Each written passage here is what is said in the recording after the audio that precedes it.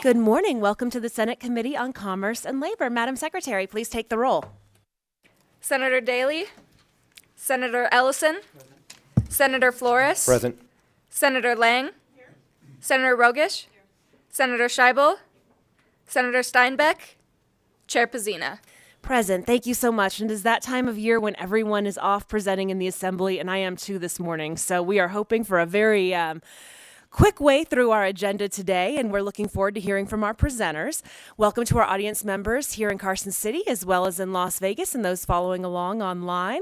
Before we begin, just a few housekeeping announcements. First, I'd like to remind everyone to please silence all of your electronic devices while in the committee room. Members of the public may provide testimony in various ways, all of which are listed on the agenda.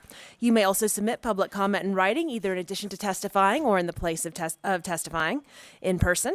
If you wish to testify in person, though, please sign in at the table by the door and provide the committee so that we can provide the committee secretary with your name and information, and please provide her with a business card as well. While testifying in person, please turn on the microphones to speak and off to listen, as we have those listening in Las Vegas as well as following along online, and please do state and spell your name for the record. Anyone who'd like to receive electronic notifications of scheduled bills and access to the committee's meeting materials may do so by signing up on Nellis on the legislative website.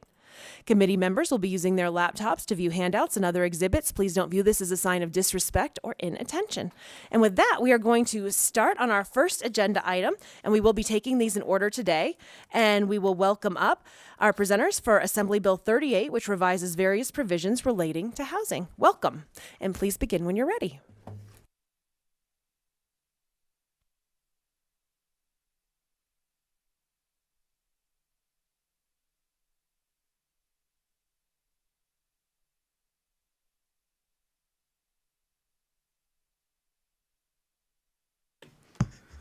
Good morning, Chair Pezzina, members of the committee. For the record, Steve Acroth, the administrator of the Nevada Housing Division. With me today is Christine Hess, our Chief Financial Officer and audio-video specialist. Thank you for allowing us to present AB 38 on the behalf of the division. The bill in its first reprint is rather lengthy, but the reality is most of the language cleanup is in the various sections. Next slide, please. So here, talking about the housing division and what our mission is, and you'll see it's to improve lives, strengthen Nevada communities by expanding housing opportunities, building self-sufficiency, protecting the residents and industry of manufactured housing, and by fostering economic development. And it's with that last statement regarding manufactured housing while we're here today. Next slide, please. We address 3 of the 4 statutory chapters under the purview of manufactured housing, NRS 489, 118B, and 461A. And on slide 3, you'll see an overview of the changes. Again, most of them are conforming language and some modifications, but we'll get into some of the specifics. Sections 1 through 9 and sections 12 through 35 deal with language changes. Most of these definitions were created or modified in 2009, and most of what you see here will be the elimination of the division's oversight of travel trailers and then the addition of manufactured buildings in those sections. The chassis of the travel trailer is regulated by the Federal Highway Administration. The licensing and title is handled by the DMV. The interior components and constructions have oversight from the RV Industry Association, or RVIA. And while not a regulatory body, their standards form the basis of construction standards in that industry. While we do know that people do reside in travel trailers, they are not designated as permanent housing like a manufactured home. They truly are recreational vehicles, as are Class A, B, and C motorhomes, toy haulers, fifth wheels, etc.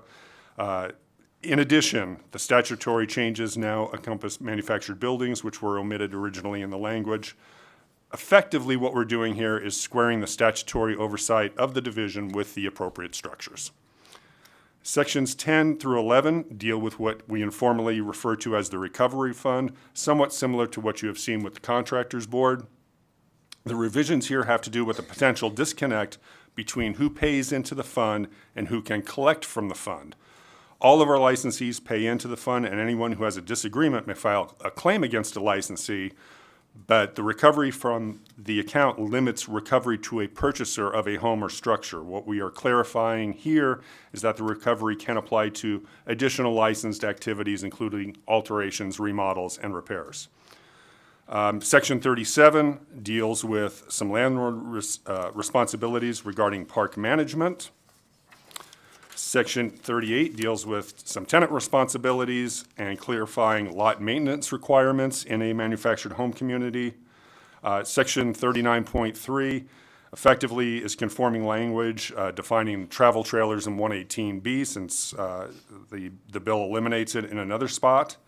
And then Section 39.7 provides that the division's investigations are confidential, providing consistency among other statutes which render investigations into wrongdoings of licensees confidential. Section 40 requires the purchaser of a manufactured home community to notify the division of the sale of that manufactured home community. And finally, Section 41, passage and approval date. That concludes our presentation, and we'll be willing to answer any questions. Thank you. Thank you so much for the very brief presentation this morning. Do we have any questions from the committee? Senator Ellison. Thank you, ma'am. I appreciate you guys being here today. I do have a couple questions. Are you guys still doing the classes on 11B? Is that still going on? They do it every, 2 years or every year, whatever it is? Steve Acroft, for the record. Yes, we do park and park owner and management education for the owners of community manufactured housing communities on an annual basis. Yes. Okay. And I had a call this morning from one of my constituents. They have a general contractor that did work on a double wide, and I said that's probably under real property because it's on a foundation. If they switch that over, then wouldn't that be to the contractor's board instead of manufactured housing if they got a complaint? Steve Acroft, for the record, it depends what the work was done. If the work was done with the box, right, so the structure itself, then potentially it does fall under the manufactured housing purview. If it was lot stuff, sewers, things of that ilk, probably not. But regardless, if you want to forward that to us, that information, we will be happy to look into it. Because they had it's a veteran that had to have a handicapped bathroom put in, and all of a sudden the mice started coming in like crazy because it's out in Rendon, and when it did, they crawled up underneath that house, and that whole bottom is gone underneath there, and it's a closed foundation. So I said, I'll find out if it goes through manufactured housing, is it going to go through the contractor board? So, Steve Acroft, for the record, again, forward us that information, but it does sound like it would potentially lie under our purview. okay, thank you. Thank you, ma'am. All right. Any other questions? Not seeing any further questions, we thank you so much again for the presentation and the PowerPoint, and we'll have you take a step back from the table so that we can welcome anyone who would like to testify in support of Assembly Bill 38 to our tables in our physical locations. We'll start in Carson City, then we'll move to Las Vegas, and then we'll move to the phone lines. Good morning, Chair and Committee. Harrison Bond from Brownstein on behalf of the Manufactured Home Community Owners Association. This is a bill that we worked on in the interim with the division. It's a pre-file bill. We probably started those discussions in December. We got to a point where we could come to support. And like they said, this is mostly a cleanup bill. It's got a customer service element. Like Section 37, it adds the requirement for office hours at parks, and those office hours must be posted. You know, customer service and resident experience is something really important to manufactured housing. We are very much in a housing session. We want to improve the quality of work that we're doing and improve the tenant experience, and we think that does that here. I also want to acknowledge that the division has been very great to work with. We also worked with them on SB 370, which was presented in this committee, so happy to be here in support, and if you guys have any questions on the amendment that was on the first house, happy to answer. Okay, thank you so much. We are going to move to Las Vegas. Begin when you're ready. Thank you. Good morning, Chair, Vice Chair, members of the committee. For the record, my name is Maurice Paige, Maurice, Page, and I'm the Executive Director for the Nevada Housing Coalition. The Nevada Housing Coalition is a statewide nonprofit working to promote the development and preservation of affordable housing. We would like to move forward and support Assembly Bill 38 in a time when Nevadans face record highs in rents and home prices. AB 38 brings clarity and structure to one of the most scalable affordable housing models available.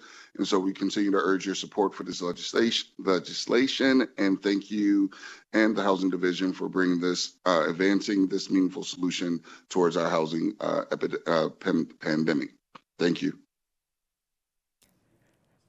Thank you so much, Mr. Page, for being here today. And I don't see anyone else in our physical location, so we are now going to move to the phone lines. Broadcast, do we have anyone on the phones who'd like to testify in support of Assembly Bill 38?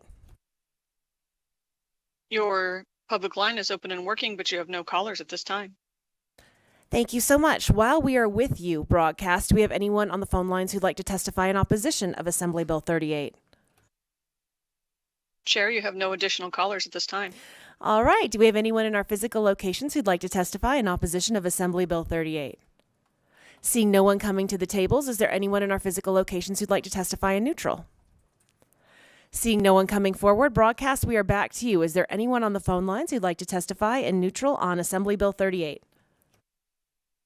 Your public line is open and working, but you have no callers at this time. Thank you so much. And it looks like we have no closing comments on Assembly Bill 38, so we thank you so much, and we will close the bill hearing on Assembly Bill 38. We will open the bill hearing on Assembly Bill 56, which revises provisions relating to the licensing of certain providers of health care. And with that, we welcome our presenter, and you may begin when you're ready. Thank you. Thank you. Sarah Bradley, Deputy Executive Director of the Nevada State Board of Medical Examiners, for the record. AB 56 has undergone some changes, but the current form in the Senate right now is mostly a cleanup bill for the Nevada State Board of Medical Examiners. It does remove CME's, continuing medical education requirements related to bioterrorism that were added, I believe, in 2001 or after 9/11. So those are being removed because right now they're required for everyone. And it also does a slight increase of licensing fees. The fees that are being changed for both physician assistants and medical doctor physicians haven't been changed since 1997 and 2001, so their changes are not very large, and the increase, we think, is it's time for that. Adds a fee for inactive physician assistants. So last session, the ability of physician assistants to go inactive was added to our chapter, but there was no fee for that. And for physicians, that's allowed, or has been, and they pay half the fee, half the regular registration fee. And so that's what we're doing here for physician assistants, to be consistent. So when they go inactive, they would pay 1/2 of the active fee. And then a really important change for the board is it's amending NRS 630.336 and adding a provision that allows the board to share primary source documentation and other verifications that we get during the licensure process with credentialers and employers that hopefully should allow our new licensed physicians and other license types to be credentialed more quickly. So the goal is, once they're licensed, let's get them working as quickly as we can. And so by sharing that information, we think that will happen. It was a recommendation that we received from some of our stakeholders, and so we're excited about that. As far as the Board of Osteopathic Medicine, there are also some changes in the bill regarding that board. What they are doing is moving from an annual renewal cycle to a biennium to be more, and that's what we do at the Board of Medical Examiners, so to be more consistent with the two boards. So they will be on a biennium. It does adjust their fees, so it's actually doubling the fees, but that's to account for no longer being annual, now biennial. And then also it adds a ground for discipline if an applicant provides incorrect information in their application. Things that are found to not be true, the board can actually deal with that a little bit more strictly, or at least have some mechanisms for that. Again, that's something similar that we have in the medical board chapter. So I think a lot of what we're seeing here, and this was part of the reason I think the governor asked that this bill be brought, we worked together on changes that we needed to make us a little bit more aligned in how we operate and license individuals in this state. And I'm available for questions if you have some. Thank you. Thank you so much. Do we have any questions? I had one question. I was just curious, understanding that the requirement for the completion of course instruction on acts of terrorism happened after 9/11. Is there a reason that you're taking that out? Is it still going to be in place for some people? Is it not in place for anyone anymore? Sarah Bradley, Deputy Executive Director, for the record. The CMEs will still be allowed, meaning right now licensees have to, physicians and physician assistants take 40 hours of CME every 2 years. These courses are still approved, and anyone who would like to take the courses can. We're just removing the requirement that they take them. And I guess our thought is what we're trying to do is minimize, because there's actually multiple requirements that a licensee has to do, and we receive comments that it's kind of burdensome for them to have to do so many different areas. And so we were trying to streamline that, because right now what they do is they do 40 hours, 20 is in their specialty, 2 hours in ethics, and then the remaining 18, they can pick whatever they'd like to do that they're interested in, related to their field, whatever they'd like. So I hope that answers. Okay, do we have any further questions? Not seeing any. Thank you so much. We'll have you take a step back from the table, and we thank you again very much for the presentation. And we are going to move to testimony in support of Assembly Bill 56. We'll start in our physical locations, and broadcast, we are going to move to you on the phones. Do we have anyone on the phone lines who'd like to testify in support of Assembly Bill 56? Chair, your public line is open and working, but you have no callers at this time. While we're with you, did anyone magically pop on the phones who'd like to testify in opposition of Assembly Bill 56? Chair, you currently have no additional callers at this time. All right. Do we have anyone in our physical locations who'd like to testify in opposition of Assembly Bill 56? Not seeing anyone. Do we have anyone who'd like to testify in neutral in our physical locations? All right, broadcast. I know it's been about 40 seconds, but has anyone joined the line who'd like to testify in neutral on Assembly Bill 56? Chair, your public line is open and working. You have no callers at this time. Thank you so much. Would you like to make any closing statements? Okay, thank you so much. Well, that will close our hearing on Assembly Bill 56 and move us into the last item on our agenda today. We are moving along quickly, and that is public comment. We'll start with public comment in our physical locations and then move to the phones. Members of the public may provide comment in person as well as by phone, of course, or you can also submit it you may submit written public comment to the committee's email address. Instructions for providing public comment may be found on the agenda, including the call-in information. We look forward to hearing your comments and ask that you keep them brief and avoid repetition made by previous speakers. Finally, clearly state and spell your name for the record. We'll begin with public comment in our physical locations. I don't see anyone coming to the tables, though. So we are going to move back to the phones and see if there's anyone on the phone who'd like to make public comment. Broadcast. Chair, your public line is open and working. You have no callers at this time. Thank you so much. We will look forward to seeing everyone here tomorrow morning at 8. We do have a bit more on the agenda tomorrow morning, so I do not think it will be a 21-minute meeting. With that said, meeting adjourned.